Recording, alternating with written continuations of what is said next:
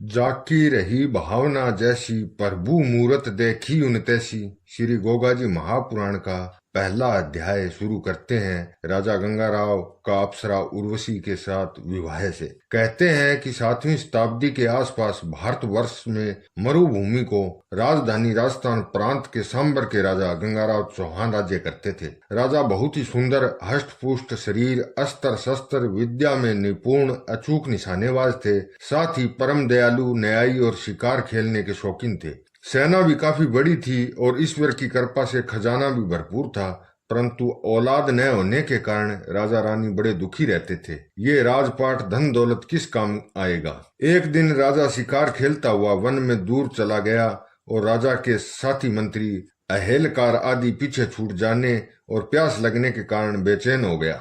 पानी कहाँ से मिले। राजा ने चारों तरफ नजर घुमाई तो सिवा वन और पेड़ पौधों के कुछ दिखाई नहीं दिया। राजा गंगाराव ने निराश होकर ऊपर की तरफ निगाहें उठाकर कहा, हे प्रभु, तेरा ही आसरा है। इतना कहते ही राजा क्या देखता है कि बहुत सारे पक्षी एक जगह ही इकट्ठे आकाश में मंडरा रहे हैं। पक्षियों को उड़ता देखकर राजा गंगाराव को ढांढस बंधी कि जहाँ ये पक्षी मंडरा रहे हैं वहां पानी अवश्य होना चाहिए। ऐसा विचार मन में उठते ही राजा गंगाराव ने उसी तरफ अपना घोड़ा बढ़ा दिया और चंद घड़ियों में अपने लक्ष्य के पास जा पहुंचा। राजा गंगाराव क्या देखता है कि एक सुंदर सरोवर बना है, उसी के ऊपर पक्षी मंडरा रहे हैं और इंद्रलोक की 4 अप्सराएं एक से बढ़कर एक सुंदर, जिनके चेहरों की चमक चंद्रमा से भी बढ़ चढ़कर थी। जवानी में दीवानी एक दूसरे के मुंह पर छींटे मार रही है और हंसनी के समान हंस हंसकर खुश हो रही है। उनके कपड़े पास ही सरोवर के निकट धरे थे। राजा गंगाराव अप्सरों को देखकर उनमें जो सबसे छोटी अप्सरा थी उस पर मोहित हो गया। अप्सराओं को अपने जाल में फांसने के लिए उसने विचार किया, ये सब की सब सरोवर में स्नान कर रही है, अगर मैं इनके वस्त्रों का हरण कर लूं तो मेरी मनोकामना पूर्ण हो सकती है। राजा गंगाराव इस प्रकार अपनी मनो इच्छा पूर्ति का उपाय विचार कर बड़ा खुश हुआ और परमपिता परमेश्वर का ध्यान कर घोड़े को एक पेड़ से बांधकर उसे घास खाने में लगा दिया तथा सौम्य पेड़ों की आड़ लेकर धीरे धीरे सरकता हुआ सरोवर के निकट जा पहुंचा, जहां पर अप्सराओं के वस्त्र रखे हुए थे। राजा गंगाराव ने अपना हाथ बढ़ाकर चारों अप्सराओं के वस्त्र उठा लिए। जैसे ही राजा गंगाराव ने अपनी पीठ मोड़ी, अप्सराओं की नजर राजा की बगल में दबे अपने वस्त्रों पर पड़ गई। यह देखकर उनकी नीचे की सांस नीचे और ऊपर की ऊपर रह गई। वह हंसी दिलगी सब भूल गई। उन्होंने अपना सारा जिस्म सरोवर में पानी में छिपा लिया। सिर्फ गर्दन पानी से बाहर रखकर गिड़गिड़ाती हुई प्रार्थना करने लगी। राजा गंगाराव से बड़ी अप्सरा, जिनका नाम तिलोत्तमा था, दोनों हाथ जोड़कर बोली, हे राजन, हम चारों इंद्रलोक की अप्सराएं हैं और यहाँ सरोवर में ठंडे स्वच्छ जल में स्नान करने आई थी। आप हम सब के वस्त्र ले जा रहे हो। आप विचार करें कि हम बिना वस्त्रों के जल से बाहर किस प्रकार निकलेंगी और बिना वस्त्रों के किस प्रकार इंद्रलोक जाएंगी। हे राजन, हम अबलाओं की लाज आपके हाथ में है। आप हमारे वस्त्र हमें तुरंत देने की दया करें। राजा गंगाराव बोले, बात तो तुम्हारी ठीक है। किसी ने क्या ठीक कहा है, बिना विचारे जो करे सो पीछे पछताए। काम बिगाड़े आपनो जग में होत हंसाए। सो हे अप्सराओं की रानी, गिड़गिड़ाने से काम नहीं चलता। अगर गिड़गिड़ाने से ही काम बन जाता तो मैं भी अपनी मनोकामना पूरी कर लेता। वस्त्र हरण करने की जरूरत ही मुझे क्यों पड़ती। अच्छा, आप अपना नाम तो बताओ। बड़ी अप्सरा लजाती हुई बोली, हे राजन, मेरा नाम तिलोत्तमा है। बाकी तीनों अप्सराएं भी राजा गंगाराव के खूबसूरत चेहरे को टकटकी बांधकर निहार रही थी। छोटी अप्सरा का सबसे बुरा हाल था, उसकी तो पलक झपकती नहीं थी।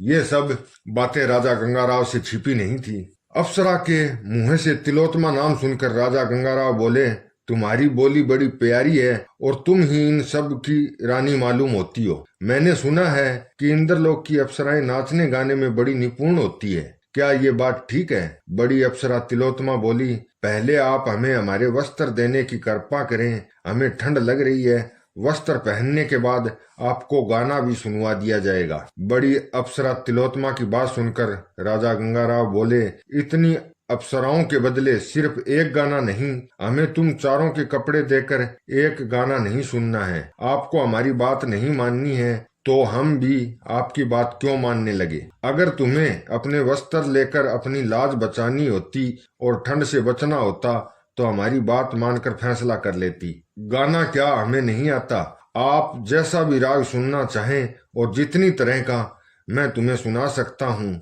अच्छा, जब हमारा तुम्हारा कोई फैसला होता नजर नहीं आता तो मैं चलता हूँ। राजा गंगाराव की बातें सुनकर चारों अप्सराओं को कंपकंपी आ गई। उनकी आंखों के आगे अंधेरा छा गया।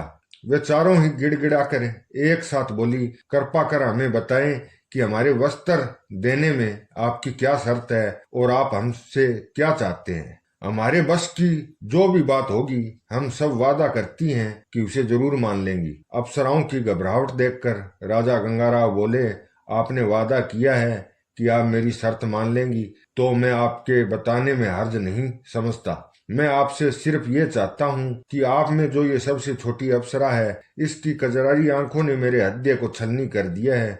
मैं चाहता हूँ कि एक तो इसका नाम मुझे बताया जाए, दूसरे मैं इनके साथ शादी करके इन्हें अपनी महारानी बनाना चाहता हूँ। मेरी सिर्फ यही इच्छा है। अगर आप मेरी मनोकामना की पूर्ति कर दें तो मुझे आप लोगों के वस्त्र देने से कतई इनकार नहीं है। राजा गंगाराव की बात सुनकर बड़ी अप्सरा तिलोत्तमा बोली, है राजन, ये तो सबसे छोटी अप्सरा है, उसका नाम उर्वशी है और ये नाचने में कमाल करती है। ये सारे इंद्रलोक की शान है। इसे हम आपके पास छोड़ जाएं तो राजा इंद्र हमें जिंदा ही जमीन में गड़वा देंगे। हाँ, हम तीनों में से आप जिसे कहें वो आपके पास रुक जाए। इसे तो आप हमारे साथ चलकर और अपना गाना सुनाकर राजा इंद्र को खुश करके ही उनसे मांग कर ला सकते हैं। अप्सरा तिलोत्तमा की बात सुनकर राजा गंगाराव ने चारों अप्सराओं को कसम धर्म उठाने के बाद स्वर्ग लोक में उनके साथ जाने की उनकी उपरोक्त शर्त मान ली और चारों अप्सराओं के वस्त्र उनके सपुर्द कर दिए, जिन्हें उन्होंने राजा के मुंह फेर लेने पर एक दूसरे की ओट करके होशियारी से अपने अपने वस्त्र पहन लिए। चारों ने अपने उड़न खटोले पर बैठकर अपने वचन के अनुसार राजा को भी अपने साथ में बिठा लिया। राजा गंगाराव की खुशी का ठिकाना नहीं था। वह अपनी तकदीर को देखकर परमात्मा का धन्यवाद करके प्रार्थना करने लगा कि हे दीनबंधु, जहाँ इतनी दया की है कि जीते जी स्वर्गलोक जा रहा हूँ, वहां उतनी दया और करना कि स्वर्गलोक का राजा इंद्र मेरा गाना सुनकर प्रसन्न हो जाए और इस अप्सरा उर्वशी को मेरी रानी बनने के लिए मेरे सुपर्द कर दे। इसी तरह राजा गंगाराव विचार मगन उड़न खटोले में बैठा जा रहा था कि स्वर्गलोक के सुंदर दरवाजे पर जाकर उड़न खटोला रुका। चारों अप्सराओं और राजा गंगाराव को उतारकर उड़न खटोला अपने स्थान पर खूंटी पर जाकर टंग गया। अप्सराओं ने राजा गंगाराव को गवैये का भेष बनवाकर और समय चारों नाचने वाली का भेष बनाकर श्रृंगार कर राजा इंद्र के सभा भवन के भीतर पहुंची। राजा इंद्र इन चारों को देखते ही बहुत प्रसन्न हुआ और नृत्य करने का आदेश दिया। चारों अप्सराओं ने राजा इंद्र की आज्ञा को सुनते ही नाचने का कार्यक्रम शुरू किया। चारों अप्सराएं ऐसी नाची कि सारी इंद्र सभा मोहित हो गई। कोई नाच देखने वाला ये ही अंदाजा नहीं लगा पाया कि ये चारों अप्सराएं स्वर्गलोक की धरती पर नाच रही है या धरती के ऊपर अधर में। राजा गंगाराव ने भी गाने में कमाल ही कर दिया। उन्होंने अप्सराओं के नाच के अनुसार ही तराना गाया। राजा गंगाराव के सुरीले कंठ से तराने को सुनकर सारी इंद्र सभा मोहित हो गई। स्वर्गलोक में चारों तरफ से वाह वाह की आवाज गूंजने लगी। तब नाच गाना बंद हो गया। तब राजा इंद्र ने नाचने वालियों को इनाम देने के बाद गवैये को बुलाकर राजा गंगाराव से कहा, हम तुम्हारा गाना सुनकर बेहद खुश हुए, बोलो तुम्हें क्या इनाम दिया जाए। स्वर्ग के राजा इंद्र के मुख से इनाम की बात सुनकर राजा गंगाराव बड़े प्रसन्न हुए और अपने दोनों हाथ जोड़कर बोले, आपको देवता की पदवी लोगों ने इसलिए दे रखी है कि आप सारे संसार को खुशियां ही बांटते रहते हैं। हवा, पानी, धूप, छाया आदि आप ही की दी हुई जीवन क्रियाएं हैं और आप देवताओं का दिया हुआ सब कुछ मेरे पास है।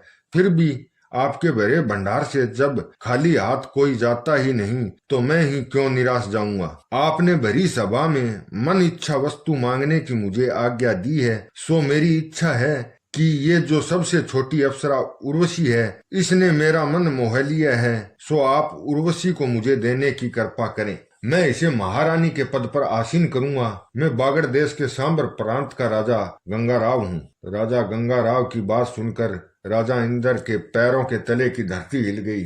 उन्हें बेहद अफसोस हुआ कि इस राजस्थानी नरेश ने स्वर्ग की जो अपार शोभा है उसी उर्वशी को मांगा है। इस सुंदर राजा के साथ उर्वशी चली जाएगी तो रहेगी काफी सुखी, परंतु स्वर्ग लोक की अनुपम शोभा, सुषमा और कला सभी यहाँ से चली जाएगी। उर्वशी स्वर्ग लोक का मधुमेह श्रृंगार है। उर्वशी के गाने को क्या बुलाया जा सकता है। राजा इंद्र सोच विचार में डूबा था कि उर्वशी व राजा गंगाराव की आंखें आपस में टकरा गई।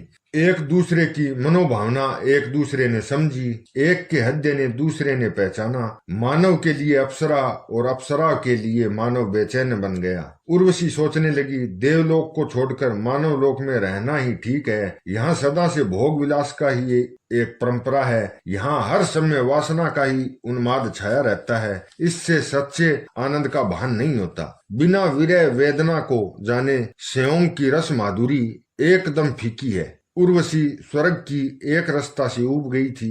यह मृत्यु लोक की विचित्रता का स्वाद चखना चाहती थी। राजा इंद्र ने सोच विचार करने के बाद जब अपनी नजर उर्वशी पर डाली तो उनके दिल की खुशी व दुख को बिल्कुल न समझ सका। फिर गंगाराव की तरफ आंख उठाकर देखा और राजा इंद्र बोला, राजा गंगाराव जी चौहान, हम अपने वचनबद्ध होने के कारण उर्वशी तो आपको भेंट में दे देंगे, परंतु आपको हमारी एक शर्त माननी पड़ेगी। वह शर्त यह है कि एक तो उर्वशी केवल घृत का ही आहार करेगी, दूसरे दोनों प्यारे मेष उनकी चारपाई के पास बंधे रहेंगे जिससे उनकी चोरी न होने पाए, और सबसे बड़ी शर्त यह है कि वह तुम्हें जब भी नग्न अवस्था में देख लेगी उसी क्षण वह रूए पोष हो जाएगी। राजा गंगाराव ने बिना सोचे समझे राजा इंद्र की शर्तें मान ली। राजा गंगाराव तथा अप्सरा का स्वर्गलोक में से गमन हुआ। राजा गंगाराव ने उसी सरोवर के निकट विमान से उतरकर अपने घोड़े को खोला जहां उसे बांध गए थे, और गोदी में उठाकर उर्वशी को भी घोड़े की पीठ पर बैठा दिया। उसके बाद समय उछलकर घोड़े पर सवार हो राजधानी की ओर चल दिए। इधर उर्वशी के जाते ही स्वर्गलोक अंधकार में डूब गया। बसंत आया, परंतु लताओं ने उसका स्वागत नहीं किया। रसाल वृक्षों में मंजरी लगी, परंतु कोई सरसता नहीं थी। कोयल बोलती थी, पर उसके कंठ में कामिनियों को मोहने की योग्यता नहीं थी। गंधर्वों ने यह सब वीरानगी न देखी गई। वह मृत्यु लोक से उर्वशी के लौटाने का उपाय सोचने लगे। गंधर्वों को विचार में छोड़कर अब हम राजा गंगाराव व उर्वशी की तरफ आते हैं। दोनों हंसी खुशी में मगन घोड़े की पीठ पर बातें करते अपनी राजधानी में इतनी जल्दी जा पहुंचे कि पता ही नहीं चला। जब वह राजमहल के दरवाजे पर घोड़े से उतरे तो उर्वशी ने देखा कि सोने के बने कंगूरों वाला राजमहल सूर्य की प्रभा से चमक रहा था, जिससे उर्वशी की आंखें चौंध गई। प्रत्येक सजावट से भरपूर था। प्रजाजन अपनी शर्मागी अप्सरा उर्वशी को देखने उमड़ पड़े और राज परिवार उर्वशी के सत्कार के लिए अपनी आंखें बिछाने में पीछे नहीं था। आज इस सुहाने समय पर उर्वशी का भूतल पर आना स्वर्ण अवसर था। सारी नगरी में घर घर अप्सरा उर्वशी की ही चर्चा थी। राजा गंगाराव ने तुरंत ही कुल पुरोहित को बुलाकर अप्सरा उर्वशी से विधि पूर्वक विवाह किया और गाजे बाजे के साथ सारी नगरी को दान दिया और फकीरों के लिए खजाना खोलकर मोहरें अशरफी बांटकर सबसे आशीष ली। अब राजा गंगाराव के दिन भी उर्वशी के साथ ऐशो आराम से गुजरने लगे। उर्वशी अप्सरा ने क्रमवार राजा को 3 राजकुमारों की प्राप्ति हुई, जिनके कारनामे कहानी में आगे आएंगे। काफी दिनों से स्वर्गलोक के गंधर्व उर्वशी को स्वर्गलोक में लाना चाहते थे। एक दिन मध्य रात्रि को मौका देखकर गंधर्व लोग एक मेष को चुराकर स्वर्ग ले गए। उनकी करुण पुकार जब उर्वशी के कान में पड़ी तब वह रोने लगी। दूसरे मेष की आवाज सुनते ही वह अपने को अनाथ कहकर फूट फूट कर रोने लगी। उर्वशी का रोना सुनकर राजा उन्मत्त हो गया और अपनी नग्नता पर बिना ध्यान दिए वह गंधर्वों के पीछे दौड़ा। वे सब तो इसी प्रतीक्षा में ही थे। राजा के दुर्भाग्य से अंधेरे में बिजली भी चमक उठी। राजा का नग्न शरीर उर्वशी के सामने प्रकट हो गया। उर्वशी उसी समय अंतर ध्यान हो गई। राजा पागल हो उसे खोजने में ही मर गया और उसका कोई पता नहीं चला। उर्वशी ने जिन 3 राजकुमारों को जन्म दिया उनके नाम इंद्र, चंद्र, कलंदर थे। जब ये तीनों राजकुमार बड़े हो गए तब उन्होंने अपनी बहादुरी से अपनी वीरता को चार चांद लगाए और अपने लिए बड़े बड़े नगर बसाए। राजकुमार इंद्र ने इंदौर नगर को बसाकर अपनी राजधानी कायम की और चंद्र ने भी अपने नाम से चंदावर उर्फ चंदेरी को, और कलंदर अपने पिता यानी गंगा राव के ही राज्य के अधिकारी बने रहे। उनके पुत्र हुए कुंवरपाल सिंह। कुंवरपाल सिंह के पुत्र हुए उमरपाल सिंह यानी राजा उमर। उमर के पिता कुंवरपाल सिंह ने बागड़ देश पर चढ़ाई करके सांबर व ददरेवा जीतकर अपनी राजधानी बसाई। इसी लड़ाई में कुंवरपाल सिंह मारे गए, जिससे उमरपाल सिंह यानी उमर सिंह राजा बने। इनकी रानी ने 3 संतानों को जन्म दिया, जिनमें 2 लड़के व 1 लड़की थी। उनका नाम लाड से जेवर सिंह व नेवर सिंह रखा गया। उनके असली नाम बड़े बेटे का जेवर सिंह उर्फ जोरावर सिंह और छोटे बेटे का नाम नेवर सिंह तथा बेटी का नाम छबीलदे था। यूं तो राजस्थान प्रांत सदा से ही वीर भूमि रहा। इनकी वीरता की दास्तां की तो बात ही क्या, दुश्मनों ने भी प्रशंसा की है। कहानी के अगला भाग दूसरी वीडियो में सुनाया जाएगा।